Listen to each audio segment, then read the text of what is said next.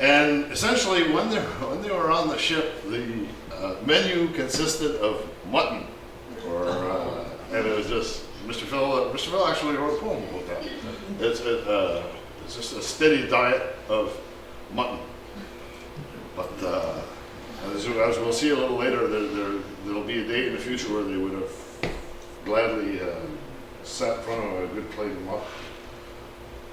So they leave Honolulu.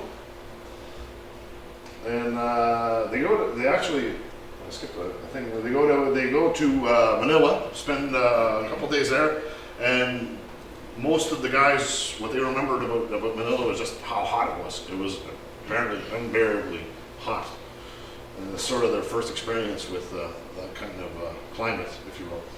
And then they end up eventually they work their way to Hong Kong, and they arrive on the date. Andy, November 22nd, 1941.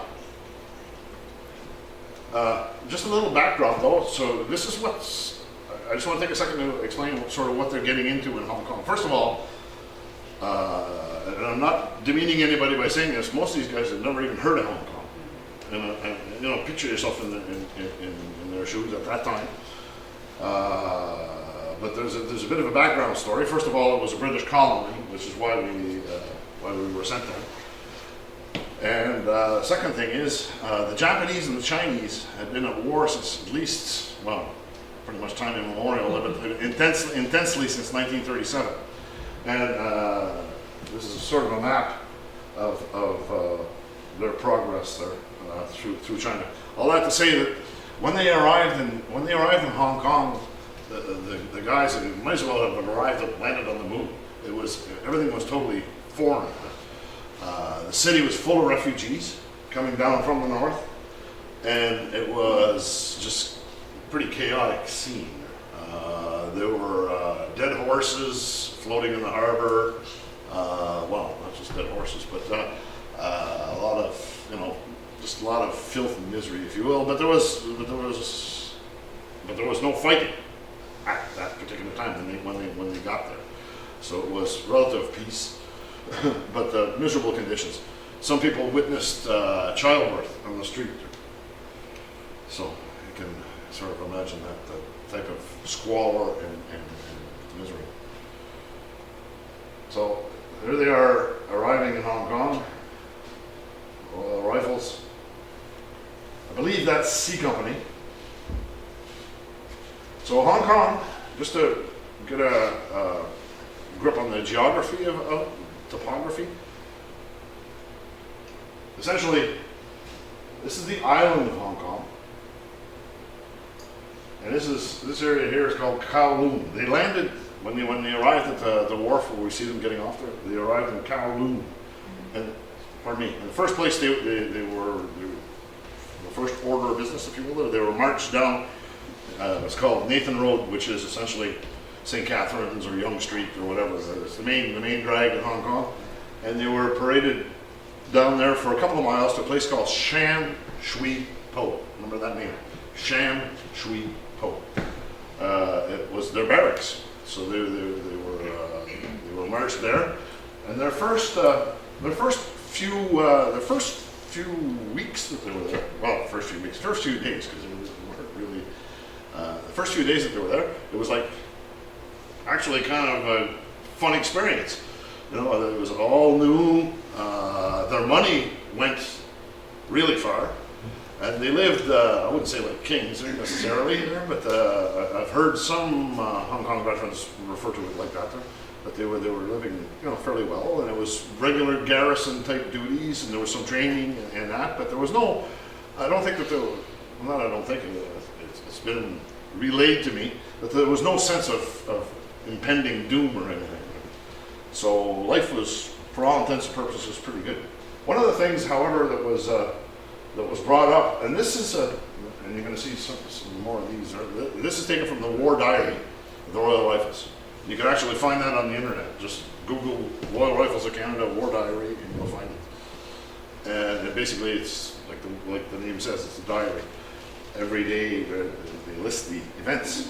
And one of the things that somebody had brought up in the War Diary, I don't know who exactly wrote that, but there was a lot of Chinese people employed in the camp as cooks, cleaners, all kinds of different duties. And somebody here raised, whoever wrote this, raised the possibility that there's some difficulty now is being felt as it is not known whether some of these individuals should be allowed in the camp area. Because once the battle begins, there's a school of thought that a lot of intelligence was gained from the Chinese employees, the Chinese workers, as to, they gathered maps and things there. So not that would have made a whole lot of difference there, but so that's one of the things.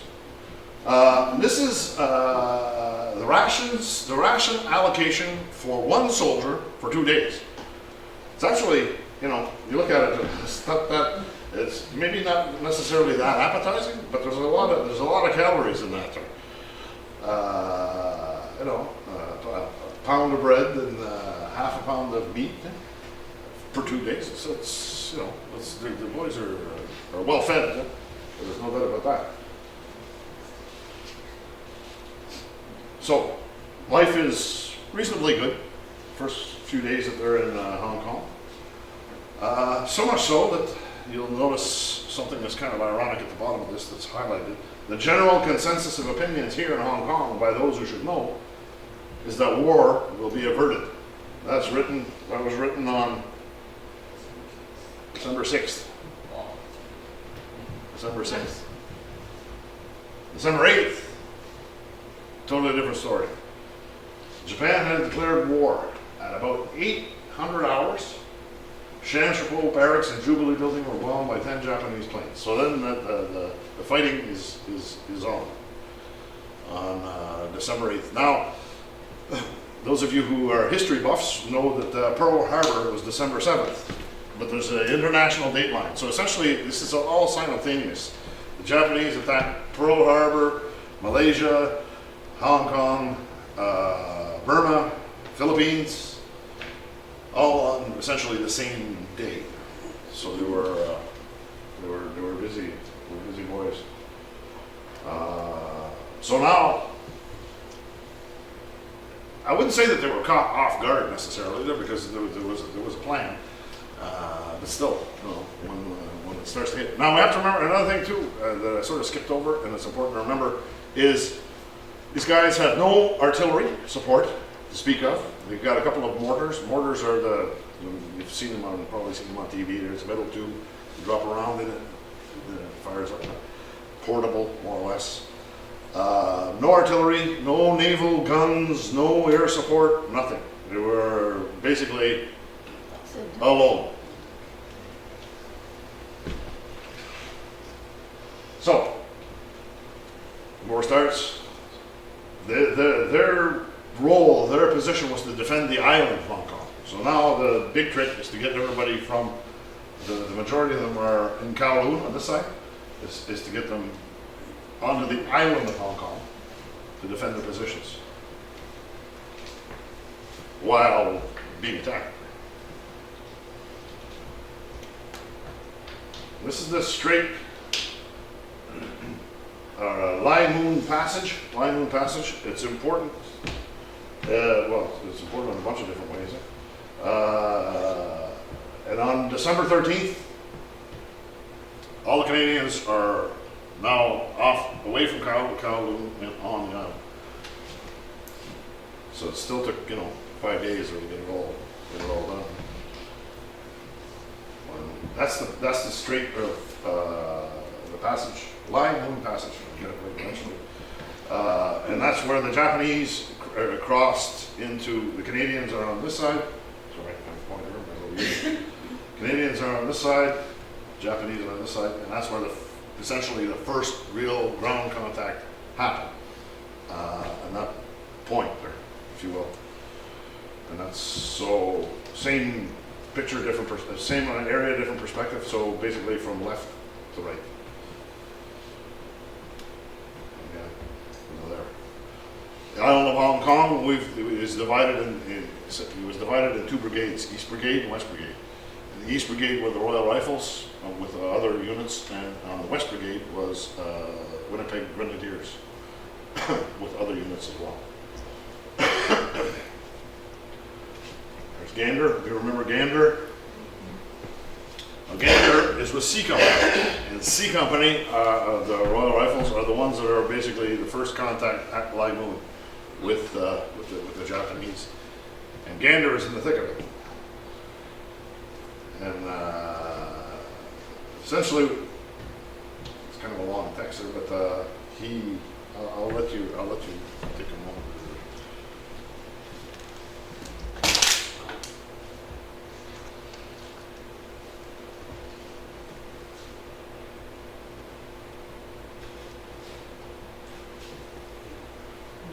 So basically, Gander turned into a fierce defender of his comrades.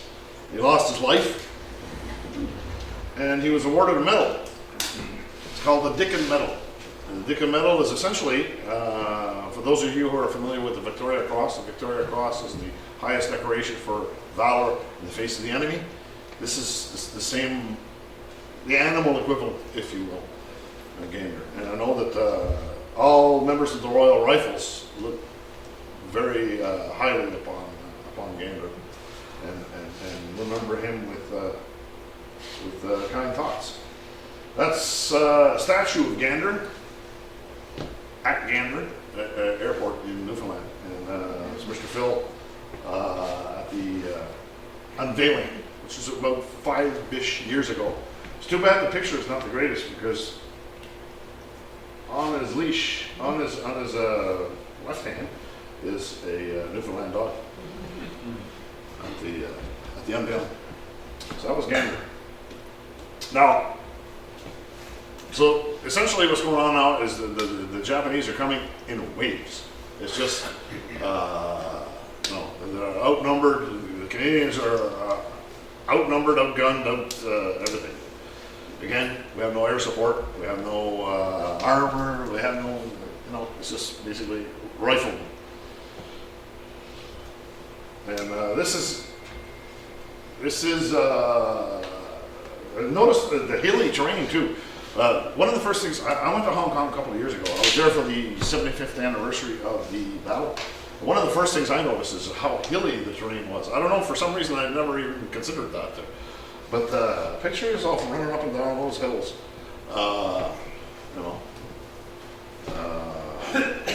Very, very, very hilly terrain. You'll notice in the background there's a little thing, an obelisk. Therefore, that hill is called Obelisk Hill. And in the one of the first incidents involving D Company of the Royal Rifles, there was quite a few soldiers lost their lives there. There was a young fellow from New Brunswick, whose name will come to me in a second, was wounded. He took a bullet to the leg, and his comrades had to take a ground sheet, basically like imagine a poncho kind of a thing there, and twirl a couple of rifles, make a yes, thank you. Yeah, stretcher, and they carried him off. And of course, he's wounded, so he's in a fair amount of discomfort. And they're carrying him down the hill while they're being shot at by the Japanese. So they took shelter. It's over this hill again. They took shelter into what's called a nullah. All over Hong Kong, there's no the water system is what they do is they collect rainwater. So all over Hong Kong, you have these reservoir, these things like that. They're called nullahs, and they vary in sizes there. But in the area of Obelisk Hill, they're up to 4 feet high. So they're carrying Jim Dara was his name. I know it'll come in eventually from New Brunswick. So he's wounded, and they're carrying him as they're being shot at. So the trick was to try not to get shot there. So you're kind of like that, and it started to rain, so that thing started to fill up. So it became a juggling, not a juggling, but you know what I mean, trying to so he wouldn't drown and wouldn't get shot. So it's not a cool scenario at all. And they come down that hill with him. Fortunately, Jim Dara survived that. Survived the war, actually. He survived that and the war, but still. So, essentially, like I said, the Royal Rifles are in East Brigade, so they're on this side of the island, and we're retreating, essentially. Fighting them off as best we can, but not an easy task. This is Repulse Bay. Repulse Bay. If you're going to be reading a little bit about the Battle of Hong Kong, Repulse Bay will be coming up there. It's essentially it's a town in the southern part of Hong Kong Island, southeastern part of Hong Kong Island, a town, and it has had a fairly posh hotel called the Repulse Bay Hotel, which was serving at that time during the attack and all that. It was serving as a medical aid station. Now there was a young rifleman. No, he wasn't a rifleman. He was a lance corporal. A young lance corporal who was sent on from D Company, who was sent on a mission to try to find another officer who were trying to track him down. There were no cell phones and texts and that kind of thing. So basically, he set off on foot, ended up hitching a ride, if you will, with a truck that another guy had commandeered. A fellow by the name of Lloyd Robley. So the young Lance Corporal and Lloyd Robley started heading towards Repulse Bay. And of course, the roads